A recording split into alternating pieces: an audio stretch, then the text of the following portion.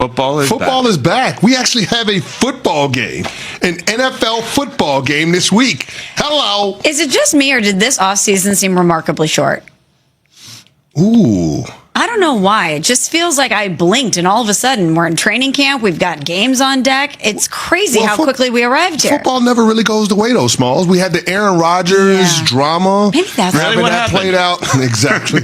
It's always something with that dude. Yeah. But that bled into the middle of June. Right. So with maybe the Steelers mini camp. And then you're talking about, 6 weeks until everybody reported a training camp from that point? Yeah. So I guess that's why it felt so short. It was a quick 6. And here we are. There you go. All right. And we're back with Jerry and Stephen Jones saying things.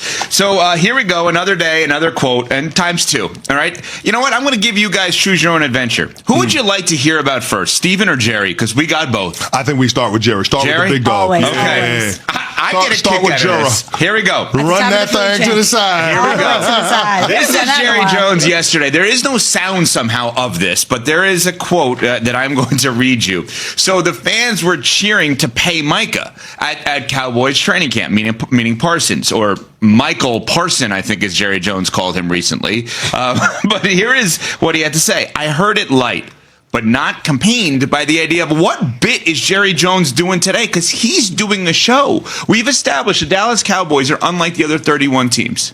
They put on a show. The other 31 teams run a football team. It's totally different. So the latest version is we've seen comparing crowds, comparing chants, all this kind of stuff. That's now what he's doing. He's comparing the chants. I love it. But you're comparing the chance by denigrating the guy that you're trying to reach an agreement with. That part I don't love, but yeah. But why are you doing that? This is not somebody who you have questions about as a player or as a person. You know exactly who Micah Parsons is. You know exactly how dominant he is. You know exactly how productive he is. And you know exactly what he brings to your football team. Why are you trying to go out there and make it seem like the fans don't want him to be there, or at least that they don't want him to be there at the same clip that they do CeeDee Lamb? What is advantageous about this? And I know, CeCe, we talked about this last week. You, as somebody who played in the league and more importantly played within that organization and understand this better than anybody, I'm just waiting on a player to be fed up with this, to be fed up with the charade. For a player of the caliber of Micah Parsons to say, I'm going to get my bag a lot of places. Yes. And I can get it at a place where, A, it's more stable and I'm appreciated, and B, where I have a better chance to win. Because as long as this circus is still happening, the Dallas Cowboys are not going to be able to win a Super Bowl. And I'm just wondering which player it's going to be that says enough is enough. I don't want to be a part of this entertainment show anymore. I have a hard time believing that there's going to be any player that draws a line in the sand in that way, because being a part of the Dallas Cowboys is so intoxicating. It's the most visible brand in all of sports. In all of sports, not just North American team sports, but in the entire world. No sports franchise is worth more money than the Dallas Cowboys. And Micah Parsons is fully aware of what that means. This is somebody that is media savvy, has a huge podcast. He understands the weight of the star. And so for him to voluntarily remove himself from that franchise, I just don't see a world where that happens. I just don't. Now, Smalls, to your point, he's going to get his money anywhere.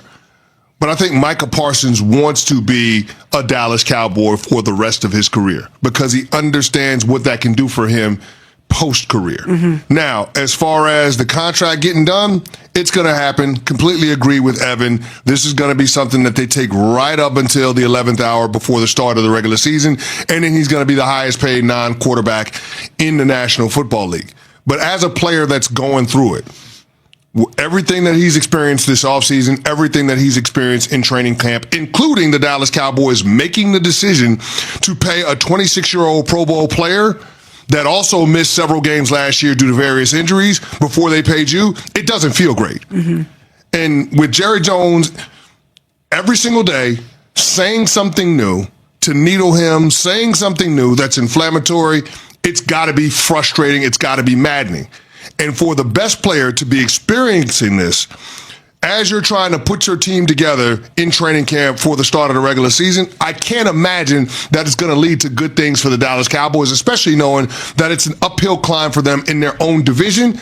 because the reigning defending Super Bowl champs and the Philadelphia Eagles reside there. It just makes no sense to me. And the NFC runner-up, the Washington Commanders, too, reside there. But I'm glad you brought up the Jake Ferguson tight end contract on Wisconsin, Barry Alvarez's grandson. No big deal. I'm glad you brought that up. Really good player, by the way. Really good player. You know why that got done early-ish? Because nobody was talking about it. There's no headlines. You don't need to. No. It's like, we're not leading the show with that. Yeah.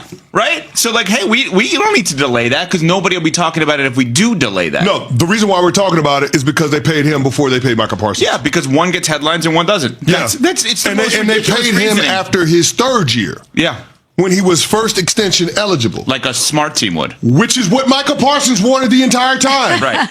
Pay me after my third year. He said they went to him last year trying to get a deal done last offseason, and they still didn't do it. And on top of that, Jerry Jones can't help himself by continuing to talk about it and continuing to say things that have to be annoying to Micah and his camp. But to the Jake Ferguson point, because I think it's a great thing that you just brought up.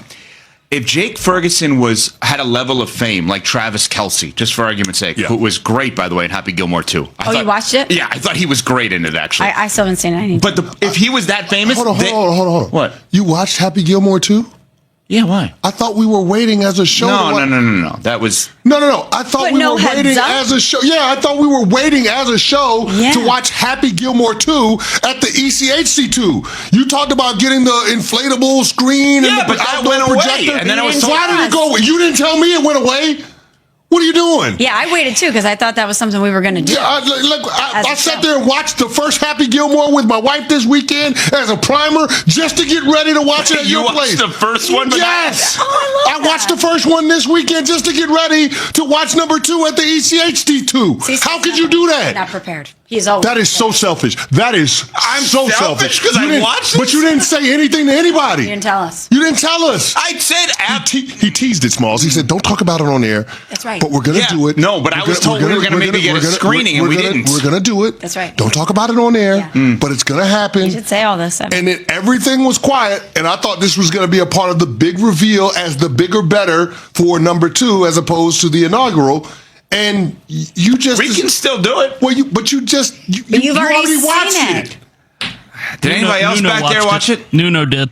I did as well. Javante watched it. The whole crew watched it, but you guys. I didn't watch it. You just said you watched it, Pat. No, I didn't watch it.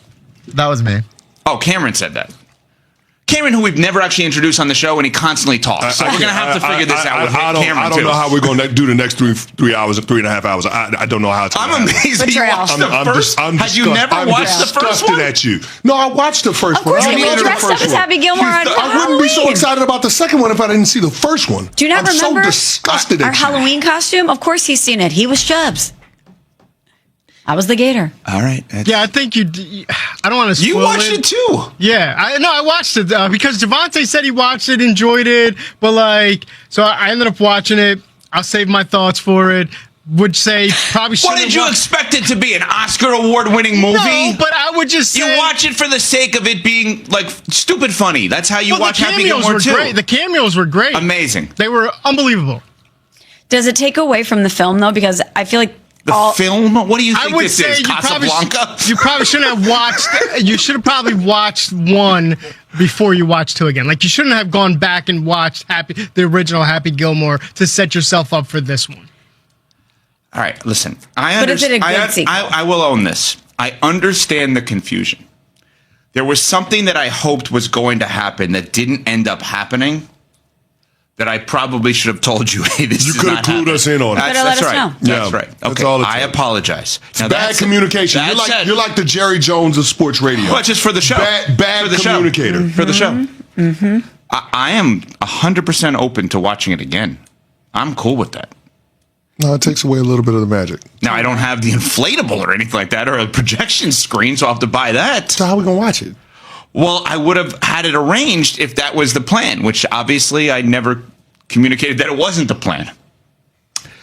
Okay, well, the Rankum... Love this golf stuff, huh? That Rankum series is coming up next after CeCe has this from Vivid Seats. Vivid Seats is your ultimate destination.